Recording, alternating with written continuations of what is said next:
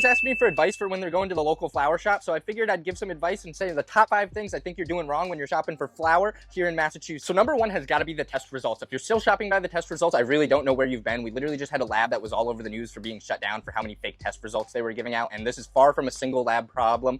Literally, the labs know that if they give the companies high results, the companies will keep testing with them, so it gives them incentive, and the companies know that if you see a high result, you're more likely to buy it. So often, they can take subpar product and get you to buy it by just putting that fat label on it. So if you're shopping purely by the label percentage number, then honestly, you're just gonna let yourself get scammed. Number 2 is pretty similar. It has to do with the label as well. It's got to be the package date. If you ask a bud tender what's the freshest stuff and they only tell you the package date, they're doing their job wrong, because the package date is not the full story and often not a good indicator of freshness. When you look at the jar, it'll often have a batch ID that shows the real date. I'm going to try and show that on screen for you.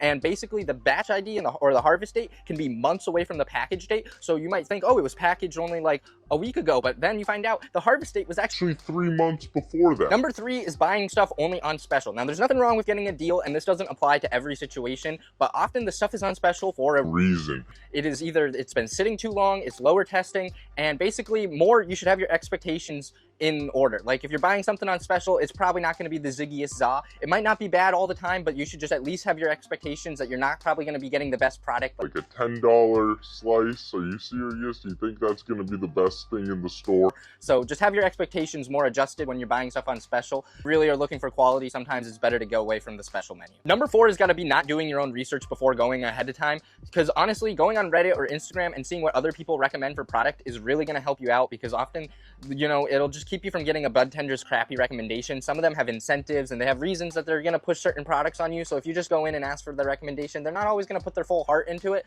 You know, that's not every case, but I often find that a lot of times the recommendations are no good, and if you go online and see what actual consumers are smoking and what they like, you'll just have a little bit of a leg up when going inside, in my opinion. Finally, number 5. So this is actually going to be for when you get back from the store. A lot of people don't do this, but I personally think it's a really good habit to get into. I'm sure you're familiar with these Mylar bags or these plastic jars that a lot of stuff come in. The issue with this type of packaging is once you break that original seal, it's not going to be doing you a good job of keeping your flower preserved for a long period of time. Once you break that seal, you really want to put it into something like a glass jar, or I use this Sea Vault, but you can also use like a mason jar, is a little bit more affordable, and I'd also recommend putting that in a drawer, or just making sure the glass jar is just blocked from light somehow. You really want to use plastic jars because those are porous and they're actually going to draw the moisture out. So if you don't want your stuff to be all dusty and crumbly, I would highly recommend repackaging it into a proper glass jar and storing it somewhere in the dark away from light. It's just a really good habit that I personally recommend. Those were my top 5 things that I felt that people were doing wrong at the flower shops here in Massachusetts. If you agree or disagree, let me know in the comments below. If there's things I missed and you think should have been added, also put that down below. But thanks for watching.